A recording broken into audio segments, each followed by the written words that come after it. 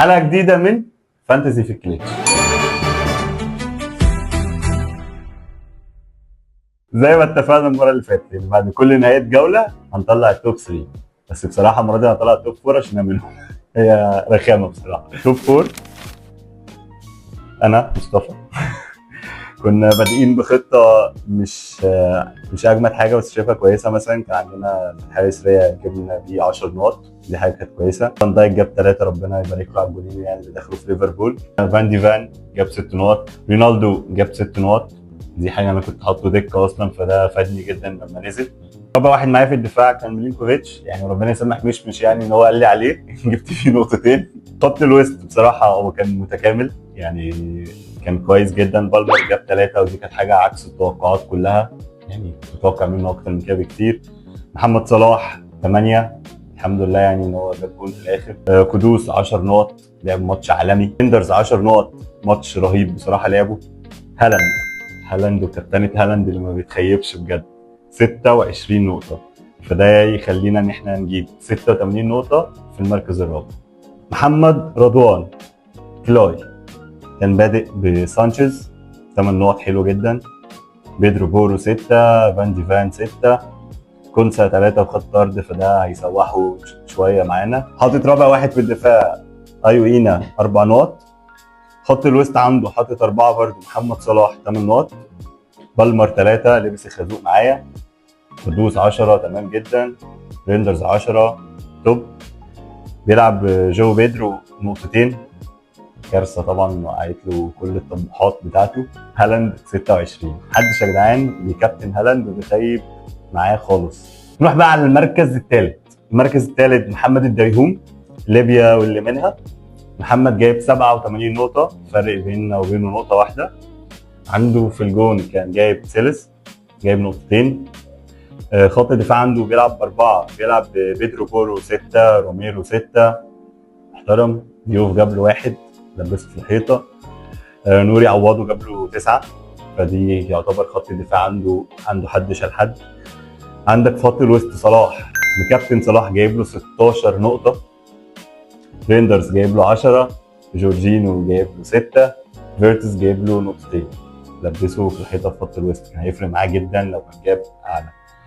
في الهجوم جو بيدرو جايب له نقطتين، وكيتيتي جايب له 11 نقطه، فده كان اختيار موفق جدا منه ان هو يلعب بيه. مع محمد برضو في المركز الثالث بشير محمد، اعتقد بتمنى كل اللي بيقول لي اسم صح، هو مغربي، تحياتنا للمغرب كلها. محمد جايب 87 نقطه، بدا بريا في الجون 10 نقط، كويس. كوكوريا جايب له 8، حلو جدا. فان دايك خزوق زي معاه يعني جايب له 3. نوري جايب له 9، فهو بيلعب ب3 بس في الدفاع. بيتوما في خط الوسط جايب له 2. محمد صلاح مكابتنه جايب له 16 نقطه. ريندرز جايب له 10، جايب له 3 نقط بس، ودي حاجه كانت متوقعه ان هو لسه راجع من الاصابه، فمش عارف هو ليه عمل ريسك كبير وبدا بيه يعني. في الهجوم بيدرو جايب له نقطتين، كيتيتي جايب له 11 نقطه، وود جايب له 13 نقطه، يعتبر اعلى واحد في السكواد بتاعه عشان يخليه جايب 87 نقطه.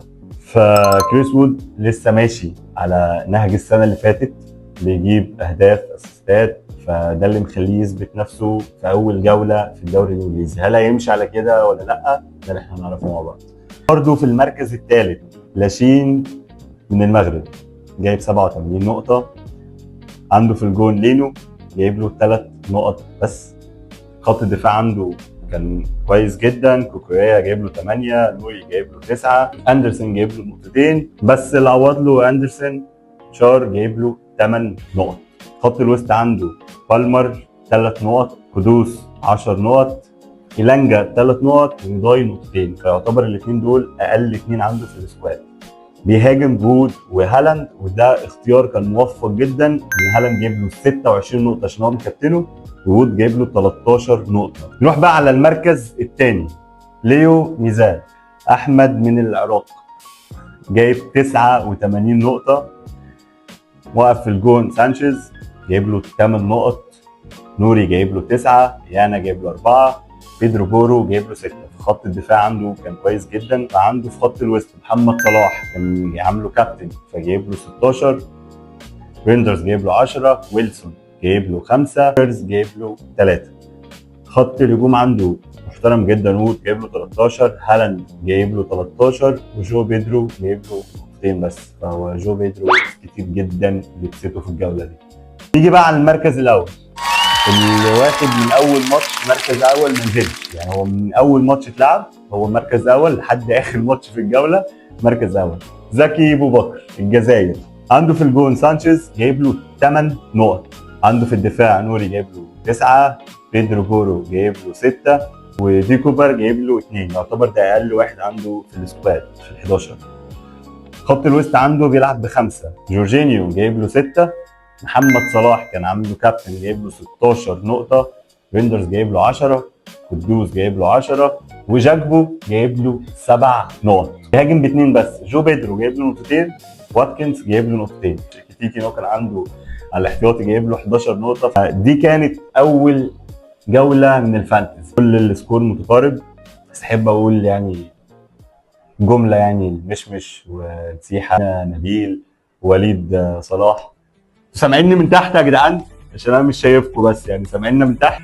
ده كده كان سامري بسيط جدا عن الجوله الاولى في الفانتزي. الاسبوع الجاي هنشوف حاجه تانية خالص. فانتزي في الكلاتش. انت مش هتشوفها تاني. يا عم ريح يا عم ريح. شايفكم.